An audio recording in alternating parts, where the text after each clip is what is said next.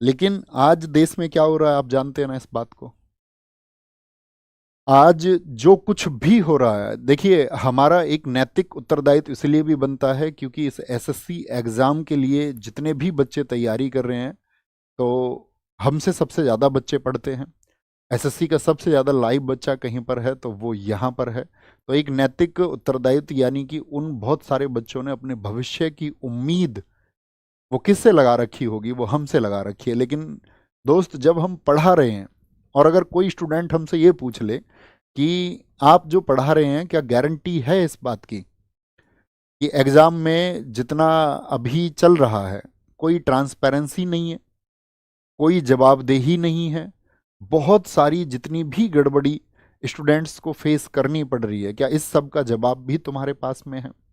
तो मेरे दोस्त, अब तुमको कहना होगा कि अब और नहीं। और मैं ये कह सकता हूं कि इस बात को हमको हर किसी को बहुत आक्रोश से बोलना चाहिए, क्योंकि अब ऐसी स्थिति आ गई है कि जिस देश में मतलब टीचर्स को एक भगवान की दृष्टि से देखा जाता रहा है, तो उन टीचर्स को भी बार बार मजबूर कर देना कि उनके ऊपर भी प्रश्न चिन्ह लगाए जाएं। और वो किसकी वजह से प्रश्न चिन्ह लगते हैं? खराब व्यवस्था और सरकार की वजह से।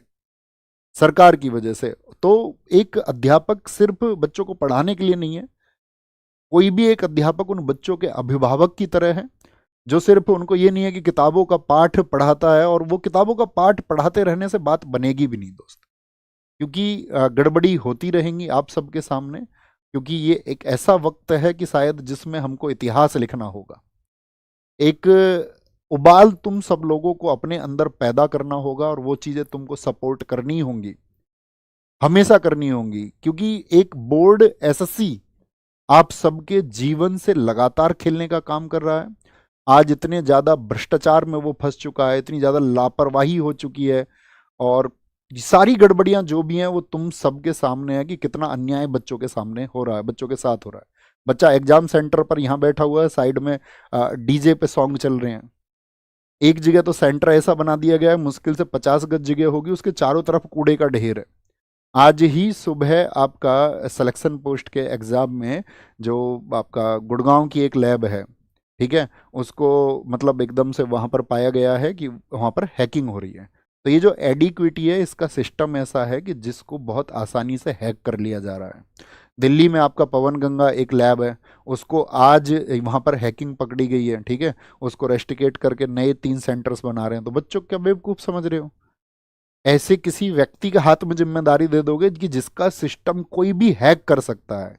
तो क्या जो बच्चा वर्षों तक मेहनत कर रहा है, जो लगातार मेहनत कर रहा है, वो मेहनत इस बात के लिए कर रहा है कि उसकी मेहनत को कोई हैक कर ले? क्या इसलिए तुम सब मेहनत करते हो? तुम मुझे बताओ कि जो आपका किस कोई बच्चा अपना घंटे 2 घंटे या 3 घंटे की परीक्षा के लिए वो वर्ष 2 वर्ष और 3 वर्ष तैयारी कर रहा है, और उसको फिर बाद में पता चलता है कि यार जिस जो जो सिस्टम इसको ऑर्गेनाइज कर रहा है वो कोई ऑर्गेनाइज सिस्टम है ही नहीं, एक भ्रष्ट संस्था है। एडिक्विटी जो साथी आपका बैन हो चुकी पहले, उसी को तुम फिर से टेंडर दे दोगे, इस बात के लिए टेंडर दे दोगे कि भाई ये कम खर्चे में एग्जाम ऑर्गेनाइज करा लेगी। तो ऐसे तो कल को कोई एक बच्चा खड़ा हो जाएगा स्टूडेंट्स में से, कहेगा कि यार ये रोजगार मुझे ही दे दो तुम। क्यों नहीं ऐसा करते कि मोदी जी ये रोजगार इस बच्चे को दे दो और ये बच्चा ये काम करेगा, ये सेंटर चलाएगा। क्योंकि होनी तो गड़बड़ी है एट द लास्ट, तो उस बच्चे के द्वारा बनाए गए सिस्टम में कोई गड़बड़ी हो जाएगी, तो उससे अच्छा है कि फिर को 4 लोग आएंगे कि भैया हम तो एकदम से 10-10 रुपए में पेपर करा देंगे, कोई बोलेगा हम भैया 5-5 रुपए में पेपर करा देंगे। तो तुम क्या बच्चों से पैसे लेते नहीं हो? आप बच्चे से हर एक स्टेप पर पैसा लेते हो। बच्चा कभी उस एक चीज़ का विरोध ही नहीं करता कि भाई मेरी फीस इतनी ली जा रही है या आप कोई फीस बढ़ाएंगे, उसको कोई विरोध करने का मतलब नहीं है। वो देता है, उसको जानता है कि यार सिस्टम में पैसा लगता है, ऑर्गेनाइज होने में पैसे लगते हैं। लेकिन जब आप उसके पैसे का दुरुपयोग करोगे और उस दुरुपयोग को करके आप उसके जीवन को प्रभावित करोगे, और ऐसा जीवन उसका प्रभावित करोगे कि वर्षों दर वर्ष जो उसने मेहनत की है उसका जो नतीजा है वो उसको शून्य मिलेगा। आपके सामने आपने देखा होगा, अक्सर पिछले वर्षों से आप देख रहे हैं कि पेपर लीक की खबरें आती हैं। सरकार क्या कहेगी? ढोंग के नाम पर उसको जांच का एक नाम दे देती है, कहते हैं इसकी जांच कराएंगे, हम इसकी जांच करा के और तब इसको बढ़ाएंगे। इतने में ही एक अभ्यर्थी उस इंतजार को करता रहता है, वर्षों का इंतजार करता रहता है। बहुत सारे लोगों की उम्र पूरी हो जाती है, उम्र पूरी हो जाती है, और कभी कभी तो ऐसा हो जाता है रिजल्ट का इंतजार। सीपीओ में क्या चल रहा है? सीपीओ का रिजल्ट क्यों क्यों रोका हुआ भाई साहब आपने? ऐसी क्या मतलब एक फिक्स टाइम पर आप परीक्षाओं को आयोजित करें, एक फिक्स समय पर अगली परीक्षा से पहले एक आंसर की आप दे दें, एक रिजल्ट आप समय पर दे दें, तो वो मतलब क्यों नहीं कर पा रहे हो? उसमें ट्रांसपेरेंसी क्यों नहीं है, पारदर्शिता क्यों नहीं है, लोगों तक आप ये मैसेज क्यों नहीं देते हो कि भाई ये कारण है, इसका उचित कारण ये है? ऐसा एक उचित कारण दीजिए ना जिस पर विश्वास किया जा सके। जितनी भी धांधलियां हैं, जितनी भी भर्तियों में देरी है, जितने भी पद गायब हो रहे हैं, जितनी भी पारदर्शिता की कमी है, ये अब कॉमन बातें हो चुकी हैं। इस देश में कॉमन बातें हो चुकी हैं और नेता अपने एसी के कमरे में बैठ करके ठहाके मार रहे हैं, हंस रहे हैं। एक बच्चा घर में बैठ करके अपने सपनों को कुचल करके रो रहा है और ये लोग वहां संसद में बैठ करके मतलब मस्खरी करते हैं एक दूसरे पर ये लोग मतलब कटाक्ष करके वहां हंसते हैं।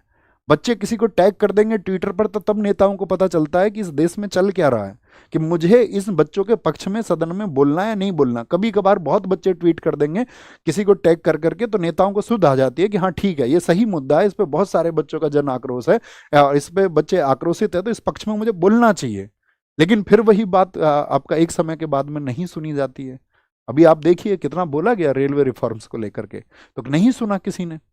खूब ट्वीट किए, सब लोगों ने ट्वीट किए।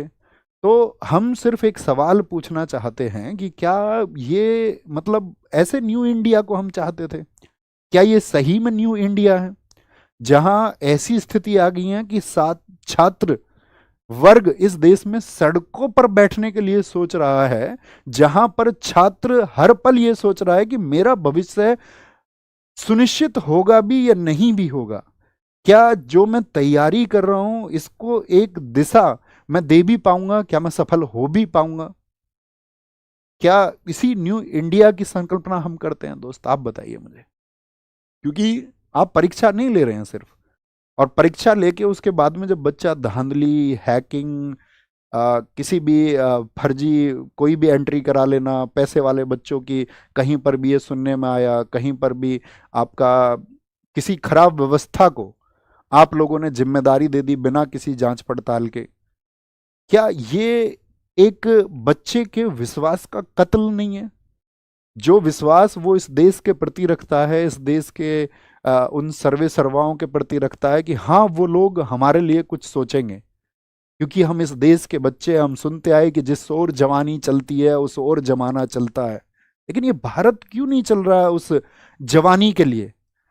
ये भारत के नेता क्यों नहीं तड़प रहे हैं उन जवानों के लिए कि ये वही लोग हैं जो कल सिस्टम में बैठेंगे, यही लोग हैं जो इस देश को सुधारने का काम करेंगे, और इनको एंटर कराने के लिए जो व्यवस्था है वो एकदम से भद्दी व्यवस्था है। क्योंकि ऐसा नहीं है ना कि कोई भी छात्र जिस भर्ती को पास करके जाएगा, भर्ती होगा, कल को उसको सिस्टम चलाना है ना आगे। अगर आप उसको पहले ही इस देश की व्यवस्थाओं के बारे में इतनी उसकी मानसिकता को या उसकी मन में ऐसी चीजों को आप घर करा देंगे कि इस देश का तो सिस्टम ही ऐसा है, तो क्या वो उस सिस्टम को नहीं स्वीकारेगा कल? कैसे वो गर्व करेगा मतलब व्यवस्थाओं पर? कैसे वो देश पर गर्व करेगा? कैसे इन नेताओं के लिए वो ये सोचेगा कि हाँ ये मेरे लिए कुछ अच्छा सोचेंगे? बच्चे को पढ़ाने के लिए उसके माँ बाप बहुत जगह पर मजदूरी कर रहे हैं, और बहुत जगह पर लोग अपनी जमीनों को बेच रहे हैं, अपने खेतों को बेच रहे हैं कि हाँ कल मेरा बच्चा कुछ अच्छा कर जाएगा और चीजें एकदम से सही पटरी पर आ जाएंगी। कोई पूरी रात को बच्चा जागकर इस बात के लिए पढ़ रहा है कि कल एक दिन एक सवेरा आएगा और उस सवेरे के होने के बाद में वो संघर्ष थोड़ा सा विराम ले लेगा, वो संघर्ष थोड़ा सा थम जाएगा। लेकिन जब उसके पास ये खबरें पहुंचती हैं तो उसका विश्वास टूटता है, उसका रातों को जाग कर के जो मेहनत करना था वो एकदम से खत्म हो जाता है और वह इस सिस्टम के सामने हार मान लेता है। मेरा दोस्त, ये हार मानने का वक्त नहीं है। खुद से वादा करना कि अब क्रांति होगी और अब आंदोलन होगा और इस देश के हर घर से आवाज उठेगी, और इस बात के लिए आवाज उठेगी कि हमारे साथ अब इनजस्टिस और नहीं हो सकता, हमारे साथ अब अन्याय और नहीं हो सकता है। और बस मैं तुमसे इतनी बात कह सकता हूं कि तुम डरना मत, झुकना मत। और क्योंकि अगर हम डर गए ना दोस्त, और अगर हम झुक गए तो इस देश की जो टेढ़ी रीढ़ जिस किसी ने भी की है उसे हम कभी सीधी नहीं कर पाएंगे। और ये छात्र वर्ग है, ये जवान वर्ग है, जो इस देश की नेताओं के द्वारा जो, या सिस्टम के द्वारा, या खराब अधिकारियों के द्वारा, भ्रष्ट अधिकारियों के द्वारा जो टेढ़ी रीड की जा रही है, उसको हम सीधा करेंगे और मिल के करेंगे। मैं व्यक्तिगत तौर पे कहूं कि मेरा जीवन तुम सबकी वजह से है। अगर अपना जीवन भी कुर्बान करना पड़ेगा इस व्यवस्था में बदलाव करने के लिए, तो हम कर देंगे और बेझिझक कर देंगे, बिना किसी संकोच के, बिना डरे, बिना झुके कर देंगे। तो ये एक मूवमेंट होगा। हम आपको बता चुके हैं 31 को टीचर्स की मीटिंग होगी आपस में। सब टीचर्स आपस में डिसाइड करेंगे कि कैसे एक परफेक्ट वे पर चलना है, ताकि आपकी चीज़ों में जो आवश्यक सुधार होने चाहिए वो कैसे किए जाएंगे। और अगर उन सब चीज़ों को कंसीडर नहीं किया जाता है, तो ये सिर्फ एक प्रोटेस्ट नहीं, ये भविष्य बचाने का आंदोलन होगा, इस प्रशासन को जगाने का आंदोलन होगा, और उस हर एक युवा आवाज को संगठित होना होगा जो इस खराब सिस्टम के खिलाफ में लड़ना चाहती है, जो ये चाहती है कि ये लड़ाई हो। क्योंकि बहुत कॉमन सी चीज़ है ना, सब जानते हैं क्या होना चाहिए भाई। एक कैलेंडर फिक्स हो जाए, फिक्स डेट हो जाए, एक आंसर की आ जाए बच्चों के पास में, उसको पता रहे कि भाई मेरी गलतियां कहाँ पर हैं, क्या पैटर्न चल रहा है। अब तुम किसी भी नई संस्था को कम से कम एक समय पहले बताओगे ना बच्चों को कि भाई क्या पैटर्न होगा परीक्षा का, साल 6 महीने पहले बच्चों को इन्फॉर्म करोगे कि भाई ये पैटर्न होना चाहिए, ताकि बच्चा उस मानसिकता से खुद को तैयार कर ले। अब बच्चे को पता चलता सिलेक्शन पोस्ट का है जी, वो सब कुछ पैटर्न चेंज हो गया है। अब उसके 10 दिन बाद जो सीजीएल देने वाला है, उसके दिमाग में क्या प्रश्न होंगे? जिसने साल 6 महीने 2 साल तैयारी की, उसकी मनोस्थिति क्या होगी इस समय? उसके क्या वो अपनी तैयारी पे फोकस कर पा रहा होगा, या उसके दिमाग में सिर्फ एक ही प्रश्न चल रहा होगा कि यार पैटर्न क्या रहेगा? अब वो उन तमाम वीडियोस को, उन खराब बेवजह की वीडियोस को देखेगा कि अब पैटर्न चेंज में क्या होगा। क्योंकि कुछ टीचर्स को नहीं पता है क्या होगा पैटर्न चेंज करके, तुक्का लगाएंगे सब लोग। ये तो बच्चे को पता चलेगा 1-2 साल में वो पैटर्न रिपीट होता है, तो फिर सब लोग उसकी नब्ज पकड़ लेते हैं, लेकिन किसी को नहीं पता होता। हमने नहीं बनाया कोई वीडियो पैटर्न चेंज क्या हो, पता ही नहीं है किसी को क्या होगा। पारदर्शिता बिल्कुल नहीं है, समय पर रिजल्ट बिल्कुल नहीं है, पेपर लीक्स तो खबरें आती रहती हैं, आप सब जानते हो। लेकिन ऐसी एक संस्था एडिक्विटी को जिम्मेदारी दे देना, जिस पर हैकिंग जैसी चीज़ों की शिकायतें, या ये पता ही नहीं चल रहा है कितने बड़े स्तर पर हैकिंग है, कौन लोग किसको बेच दे रहा है, क्योंकि उनका जो सॉफ्टवेयर वो आसानी से हैक हो सकता है। और एक सस्ती और रद्दी, भ्रष्ट, अगर मैं ये कहूं कि जिस पर भ्रष्टाचार प्रूव हो चुका है, एक खराब संस्था, उसको ये जिम्मेदारी दे दी गई है आपके भविष्य की। और मतलब बहुत सारे मुद्दे हैं जिन पर बातें होंगी। अंत में सिर्फ इतना कहूंगा कि अगर तुमने आवाज नहीं उठाई, तो तुम्हारी जो अगली पीढ़ी है ना, वो कभी मतलब कलम तो नहीं उठा पाएगी, उसको लाठी उठानी पड़ेगी। तो हमको ये क्रांति का बीज बोना होगा, शुरुआत करनी होगी। हम सबको अपनी आने वाली पीढ़ियों, अपने खुद के भविष्य को बचाने के लिए साथी एकजुट होकर के एक आवाज उठानी होगी। और वो आवाज हम उठाएंगे दोस्त, वो आवाज हम जबरदस्त तरीके से उठाएंगे, और हर हाल में उठाएंगे। उसके लिए सब कुछ कुर्बान होता होगा तो हम सब कुछ कुर्बान कर देंगे, और आपके सामने कुर्बान कर देंगे। और हम ये कहें कि ऐसी व्यवस्थाओं में हमको अध्यापक रहना है, और हम अध्यापक रह के पढ़ाते रहें, बच्चों को बरगलाते रहें, तो हम ये कहेंगे कि हम वो अध्यापक नहीं होना चाहेंगे। हम साथी लड़ना चाहेंगे, और इन अधिकारों के लिए लड़ना चाहेंगे। और आपसे भी उम्मीद करेंगे कि 31 को जो टीचर्स की मीटिंग है उसके लिए आप सपोर्ट कीजिए, और भविष्य में सभी टीचर कम्युनिटी जो भी डिसीजन लेती है उसमें आप अपना समर्थन दिखाइए।